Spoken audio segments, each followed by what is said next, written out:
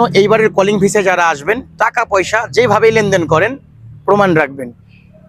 মালয়েশিয়ার সরকার এবং বাংলাদেশের সরকার যেই টাকাটা নির্ধারণ করে দিবে মালয়েশিয়াতে আসার জন্য, ওই টাকার বাইরে একটা টাকাও কোনো রিক্রুটিং এজেন্সির হাতে তুলে দিবেন না। অনেক সময় দেখা যায় আমরা গ্রামগঞ্জে যে সাব দালালগুলো আছে এদের হাতে ক্যাশ টাকা লেনদেন করবেন। টাকা দেওয়ার সময় 2-4 জন সাক্ষী রাখবেন, প্লাস হাতে ফোন আছে না, ফোন দিয়ে ভিডিও ধারণ করে রাখবেন। মালয়েশিয়াতে আসার পর যদি কখনো আপনারা বিপদগ্রস্ত হন, আপনাদের সেই ভিডিও স্টেটমেন্ট বা লিখিত যে পেপারটা সেটা কিন্তু অনেক কাজে আসবে। ধরেন আপনাকে বইলা পাঠাইছে মালয়েশিয়াতে আসার পরে আপনি 1500 রিঙ্গিত বেসিক বেতন, খাওয়া আপনার নিজের, রুম কোম্পানি দিবে, আপনি প্রতিদিন 2 ঘন্টা 4 ঘন্টা করে ওভার টাইম পাইবেন।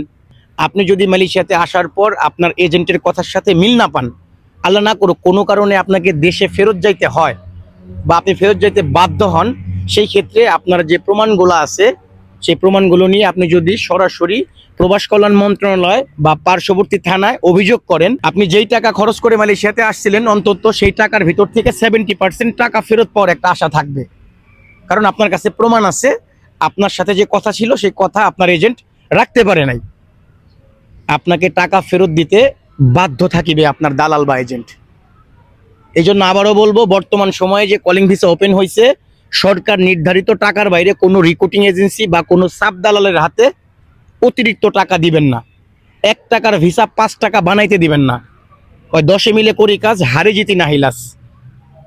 এজেন্সি বলেন আর সাব দালাল বলেন, এদেরকে নষ্ট করি কিন্তু আমরা। কারণ ভিসা আছে একটা, আমরা যা দাঁড়ায় থাকি 10 জন, কার আগে কে আসবে। আমরাও যার যার জায়গা থেকে সতর্ক হই। দালালদের কেন সুযোগ করে দিব?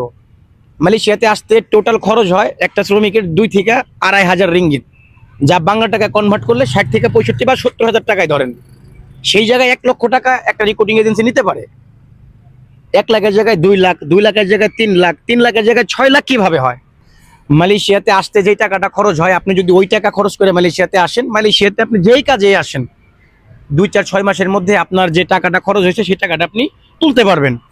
এরপর 2 বছর 3 বছর যাই থাকেন, আপনার ভবিষ্যতের জন্য কিছু টাকা আপনি সঞ্চয় করে দেশে ফেরত যেতে পারবেন। কিন্তু আমরা বাংলাদেশিরা আসি তো 5 লাখ 6 লাখ 7 লাখ টাকা খরচ করে, আসার পরে কাজ নাই, কাজ পাইলেও শুধু বেসিক, ওভার টাইম নাই। 1500 রিঙ্গিত বেতন পাইলে খানা খরচ আছে 500 রিঙ্গিত, 1000 রিঙ্গিত বাড়িতে পাঠাইলে বর্তমানে টাকার রেটটা একটু ভালো, ধরেন না 25 বা 26,000 টাকা। এর ভিতরে পরিবার আছে, কিস্তি আছে, সুদের উপরে টাকা নেওয়া ছিল, সুদ দিতে হয়, জমি বিক্রি করে আসছেন, সবকিছু মিলায় একটা লোকের 2 থেকে 3 বছর সময় লাগে টাকা তুলতে। আর এইটার জন্য দায় আমরা নিজেরাই। কারণ রিক্রুটিং এজেন্সি কিন্তু আমাদের বাড়িতে আসে না, আমরা রিক্রুটিং এজেন্সির কাছে যাই, আমরা রিক্রুটিং এজেন্সির দ্বারে দ্বারে গিয়া ধর্ণা দিই। এটা বন্ধ করতে হবে। এখন তো আর স্বৈরাচার নাই, দেশটা কিন্তু নতুন করে স্বাধীন হয়েছে। স্বাধীন দেশে আপনার বাক স্বাধীনতা আছে, আপনি তর্কে জড়ান, যেটা সঠিক সেটা বলেন।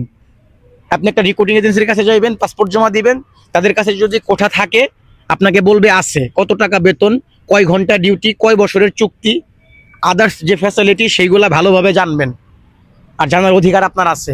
সরকার নির্ধারিত টাকার বাইরে আপনার কাছে যদি বাড়তি টাকা দাবি করা বা আপনাকে নানানভাবে হেনস্থা করে, যে কথায় আপনাকে ভিসা দিবে না বাড়তি টাকা না দিলে, আপনি তাৎক্ষণিক বাংলাদেশ সেনাবাহিনীর কাছে রিপোর্ট করেন, পার্শ্ববর্তী থানায় গিয়ে লিখিত অভিযোগ করবেন, নয়তোবা প্রবাস কল্যাণ মন্ত্রণালয়ে লিখিত অভিযোগ করবেন, নয়তোবা একেবারে সোজা 999-এ ফোন দিয়া সরজমিনে দাঁড়ায় থাকা প্রশাসন নিয়ে আসবেন, জবাবদিহিতা চাইবেন। কারণ স্বাধীন বাংলাদেশে আপনার আমার সবারই কিন্তু বাক স্বাধীনতা ফেরত আসছে। দেশটা সবার, আমার আপনার সবার। এখানে কোনো একটা চক্রের বা কোনো একটা মহলের না। এই মালয়েশিয়া নিয়ে বহু দুর্নীতি হয়েছে।